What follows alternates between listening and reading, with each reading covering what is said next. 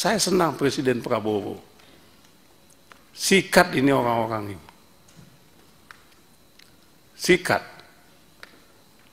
Karena duit kita nggak ada artinya, Pak, soal. Yang pertama saya apresiasi pimpinan Komisi 3 yang menyiapkan waktu khusus untuk mengundang Mahkamah Agung khusus membahas soal-soal yang non-yudisial, tetapi sangat penting. Pentingnya itu tadi disampaikan dengan bahasa yang agak teatrikal oleh Pak Hinca Panjaitan. Kemandirian dulu, barulah keadilan. Penting, Pak. Saya rasa dalam maknanya. Tapi saya ragu apakah teman-teman nangkap maksudnya itu. Kemandirian dulu, lalu keadilan. Itu maksudnya bagaimana menjaga kemandirian pengadilan, menjaga kemandirian hakim. Sebab itu adalah pangkal pokok untuk hakim pengadilan memberikan keadilan yang sesungguhnya.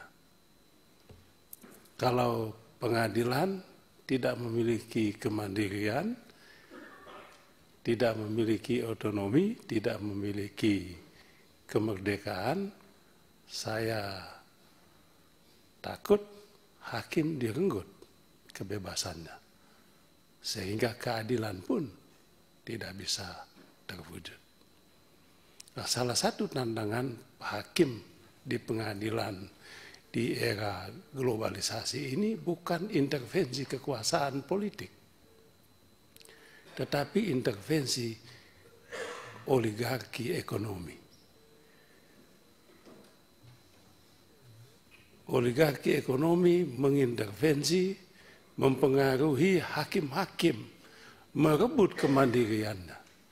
Dengan apa? Dengan uang. Uang. Dengan uang Bapak punya kemerdekaan itu direnggut, diambil, dibeli. Sehingga Bapak tidak lagi jernih untuk menegakkan keadilan.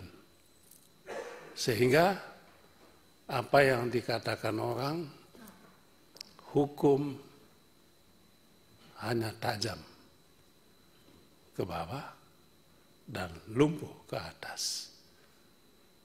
Apa yang orang bilang, no viral, no justice. Kalau nggak diviralkan, nggak ada keadilan. No money, no justice. Itu sambungannya tadi. No viral, no justice, no money, no justice. Akibatnya, pengadilan menjadi tempat transaksi, jual beli keadilan. Ini penegasan apa yang tadi disampaikan oleh yang terhormat Bapak Hinca Panjaitan yang ke-23. 13. Oh, 13. 23. 13. Baik, terima kasih. Yang kedua, saya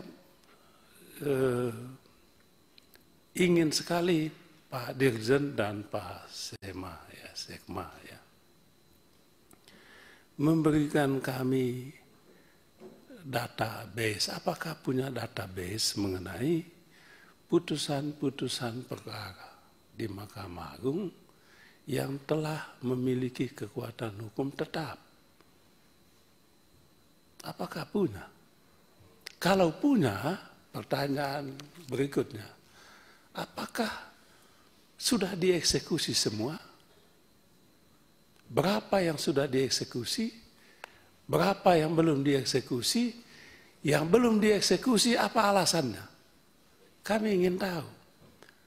Sebab kalau keadilan itu kalau hanya di atas kertas, itu bukan keadilan namanya.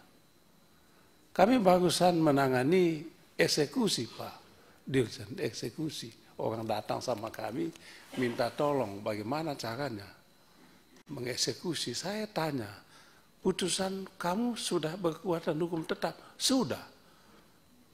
Apa? Kasasi, PK? PK Bapak. Berapa kali PK? 2 kali lagi PK. Lalu masalahnya apa? Aduh Bapak, eksekusi ini Pak, susah sekali. Apa susahnya? Ternyata eksekusi itu mahal juga Pak Ketua. Mahal. Ada unmoneying lah, ada lagi sita jaminan lah, tetek bengek itu. Hitung mahal sekali. Kalau mahal begini, untuk apa kau perjuangkan? Mendingan kau jual aja, sebab ibu biaya eksekusi jauh lebih mahal dari objek sengketa yang dia perjuangkan. Coba bayangkan Pak Dirjen. Saya tidak mau sebut namanya supaya tidak ada konflik. Seolah-olah saya ini tidak. Ini umum. Itu satu. Kami ingin mendapatkan database tentang berapa yang sudah dieksekusi. Yang kedua tadi, ini ada kaitan dengan PNBP tadi. Eksekusi kasus korupsi, Bapak. Eksekusi. Putusan sekian, denda sekian. Ini kan ada eksekusinya. Mana laporannya itu, Pak? Kejaksaan Agung menyelamatkan sekian ratus triliun. Barang yang nggak ada, Pak, itu diselamatkan. Ya. Kemudian yang potensial itu, Pak Ketua. Potensial loss. Bagaimana menghitung, melaporkan bahwa kami menyelamatkan keuangan negara yang belum ada, Pak. Itu bingung kita. Aku nggak tahu apa, jangan-jangan gua ini yang bodoh. Coba, Pak. Ngomong, kami selamatkan loh. Apa yang kau selamatkan? Itu potensial loss loh. Kan belum ada barang ini. Kok kau bilang kau selamatkan? Nah itu, Pak Dirjen, Pak Sekma, tolonglah. Berapa yang dieksekusi? Itu uang rekening. Rekening dieksekusi kan gitu, Pak. Disita eksekusi. Sudah belum? Mana hasilnya? Ada laporannya enggak? Bapak harus pantau itu. Malah ada, Pak, orang teman juga yang kena kasus korupsi, Pak Ketua. Dia sudah dihukum 10 tahun, hukumannya 15 tahun. 10 tahun dia sudah jalankan, rekening anaknya yang tidak ada hubungannya itu tetap saja disita. Bukan disita, apa namanya? Diblokir. Coba Ketua, diblokir. Nggak jelas juga statusnya. Lah, apa toh ini? Itu maksud saya, Pak. Tolonglah Pak Dirjen. Itu kan bukan urusan hakim, urusan Bapak mereka. Belum lagi itu uang, Pak. Coba Bapak bayangkan kalau yang disita itu adalah nikel, kayu, batu bara, kebun sawit. Apa? Ada loh. Cerita apa kedua? Ini cerita zaman dulu. Kebun sawit di negeri antar berantai ya, di negeri Bung lah, gue bilang aja ya kan. Udah disita, Pak, sekian ribu hektar sawit. Loh, kita tanya, mana duit jual sawit itu? Pak, saya senang Presiden Prabowo.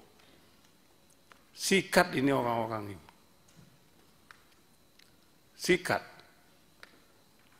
Karena duit kita nggak ada artinya, Pak, soal makan gratis ini. Nggak ada artinya kalau ini bisa kita selamatkan.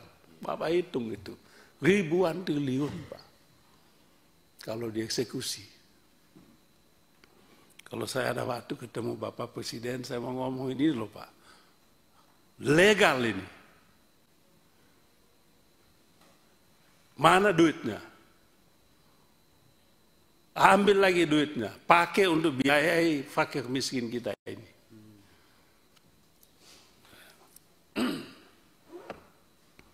Kemudian yang ketiga, Pak,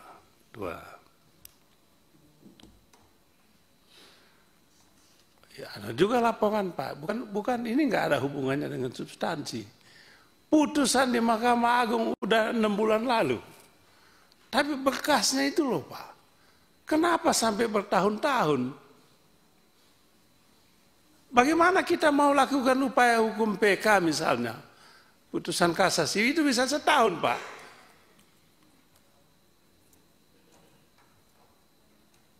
Mengapa lama sekali? Tadi saya senang cerita di IT tadi tuh. Loh, tapi kok kalau ada itu kenapa?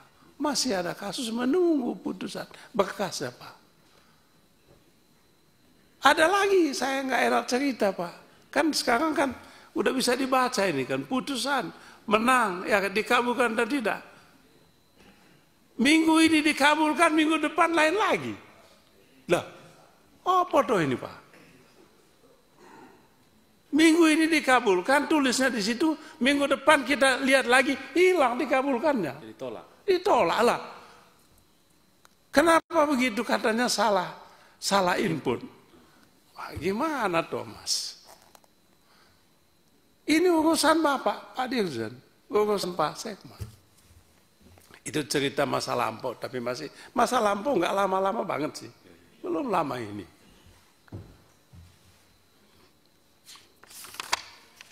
Kemudian, ya banyak masalah, tapi banyak juga prestasinya. Saya secara inkognito mengunjungi beberapa pengadilan, banyak yang hebat-hebat. Tapi satu Pak Ketua mohon, bagaimana itu tadi, bagaimana kemandirian itu kalau kesejahteraan hakim ini kita nggak perhatikan. Kalau saya ada duit, saya mau kasih gaji. Cuman kalau kasih gaji nanti dibilang lagi, gratifikasi. Bukan gratifikasi. Nanti mereka loyalitasnya buta ke saya. Aku salah pun mereka bela. Karena ada yang begitu Pak. Padahal niat baik.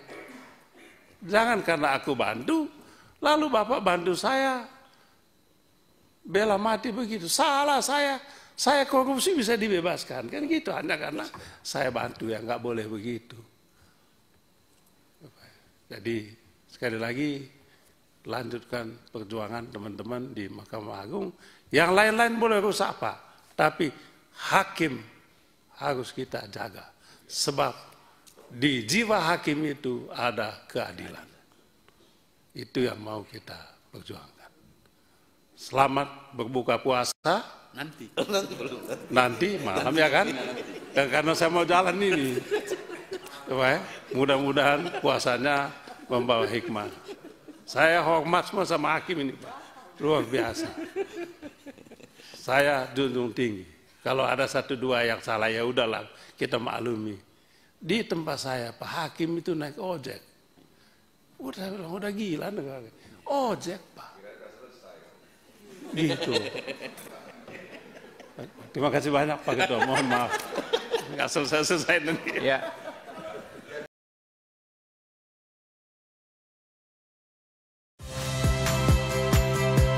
Saya Friska Clarissa. Saksikan program-program Kompas TV melalui siaran digital, pay TV, dan media streaming lainnya.